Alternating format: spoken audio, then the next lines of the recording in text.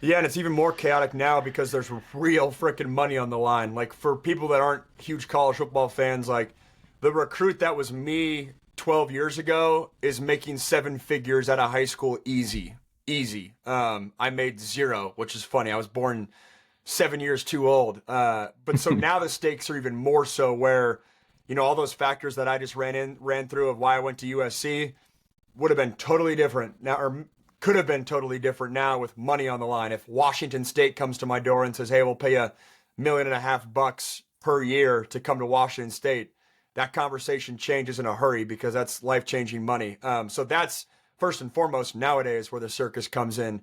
But back in my day, the circus happened just because, again, the stakes of it are so high in terms of college football. It means so much to the health of universities. It's a huge business, so much money, and quarterback recruiting can dictate the health of not only a football program, but an entire university that's worth billions of dollars. So the stakes of just all these decisions, and hey, if you can be a coach that can lock in the 5-star quarterback recruit, like that's where the circus comes in of, hey, coaches maybe showing up at your high school 3 days in a row in the cafeteria, or coaches calling you all the time, or, and to my earlier point, like guys buying into that because they want the fame and they want the hoopla of so and so visited me today, and they're posting stuff to social media, or they're leading schools on of like, here's my top 10 schools, and they tag 10 different schools to get, all the Twitter people arguing and all that. Like you can tell how it can ramp up in a hurry. And it's interesting being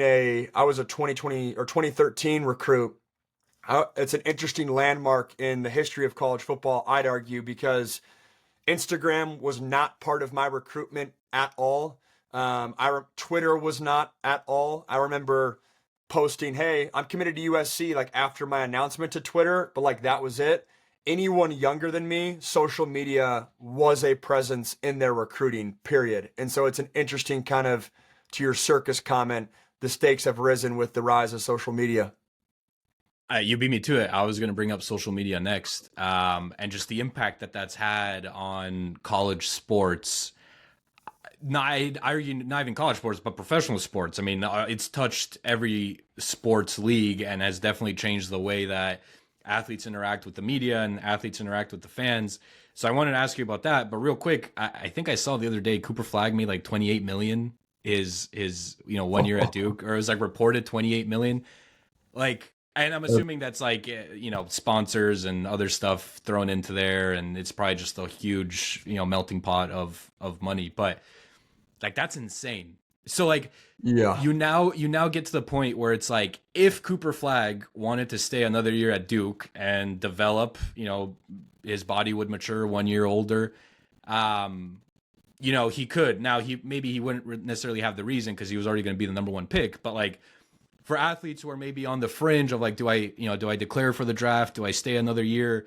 Now that you have, financial incentives, it seems like we're going to have more college athletes maybe stay with their college teams for longer.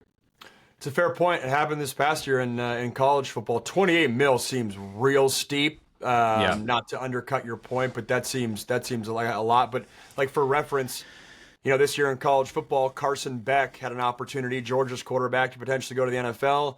Decides to go back to school. Reports are he's getting paid $4 million a year as like one of the prize transfer quarterbacks. And if he would have gone in the third round of or fifth round of the NFL draft, he wouldn't have made that much. In fifth round of the NFL draft, like that's where Shedeur Sanders went. So to your point, like, and a lot of people were saying Quinn Ewers should have done, the former Texas quarterback, he should have done what Carson Beck did. He did not. He went to the NFL. But your point is spot on. And not to make this a whole football podcast, but look at Cam Ward. I mean, Cam Ward, the number one pick in the NFL draft, he could have gone to the NFL. Probably would have been a third round pick in 2024. Get paid, a couple $1 million a year, a few $1 million a year.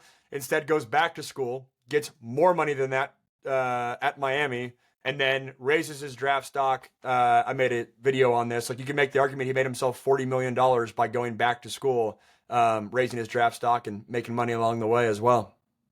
Yeah, again, not to make this a whole football thing, but like, do you think that ultimately and the NIL it has been good for college sports? Yeah, it's a tough question. Loaded question. I know. Yeah. I mean, it just totally depends on like who you are. I think it's made it worse for the fan because it started it's played a role in conference realignment. It's the loyalty that fan bases used to have to a starting quarterback, that if they hit on a recruit, we know we would have them for the next 4 years, regardless of, what money would come to play. It's hurt the fan for sure. But as a former 5-star quarterback that missed out on at least $1 million, and I've seen how it impacts, my life's fine. I live a great life. I'm super blessed. I got no complaints. But I've seen teammates of mine that they're 30 years old. They were once 5-star recruits. Their lives are not necessarily in a better spot. And that to me is good that NIL has fixed that. I think we need to rein it in and that, but I don't think it's good or bad. I think it's been good in some elements. It's been bad in others. And just totally depends on the lens that you're looking at it through.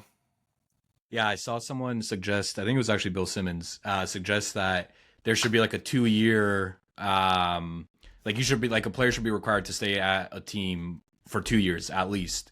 Like if you transfer to a team, you need to stay there at least 2 years, and it would help rein in some of the year-to-year transfers that we're seeing. I mean, I don't know. I mean, ultimately, I too am kind of pissed about the conference realignment, especially, Pac-12. I grew up on the West Coast. I grew up watching Pac-12 college football.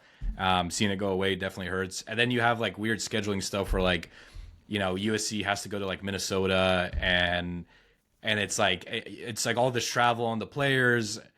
And it kind of leads me to my next question too, because I recently had Cesar Ruiz on the podcast, offensive lineman for the Saints, and he was talking about how he thinks the college schedule is tougher than the NFL, just for the simple fact that you're in class, you got all this stuff that you have to worry about, and then you got practice, obviously, as you well know, you got games, you got travel, and now on top of that you have cross country travel on the weekends for some of these teams.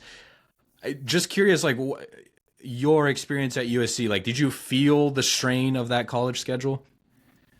That's an interesting take, too. I hadn't thought about it that way. I would say most people would probably disagree with that take, just because the NFL, 17 regular season games plus preseason, all that. But to his point, those guys, it's a full-time job, not having to go to school. Where did you go to school? Do you know? He went to... Because if you're a Stanford guy or something, that might dictate your answer. Michigan. Michigan. All right, Michigan's a good school. So yeah, maybe there's some truth to that. But to answer your question, I feel like this is a theme of the podcast, I was prepared for what college football was going to be. I went to a really intense high school program. Again, in my community, football was intense. I was prepared and was not naive to what it meant to be a Division I football player versus,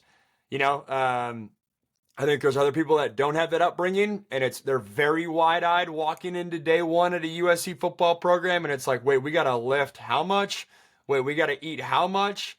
Wait, we got to have how many grams of protein a day? I was kind of doing that already, which is a blessing, and, would not change that for a world, and thanks to my high school program. But, and honestly, I thought my high school was harder academically than USC was, so...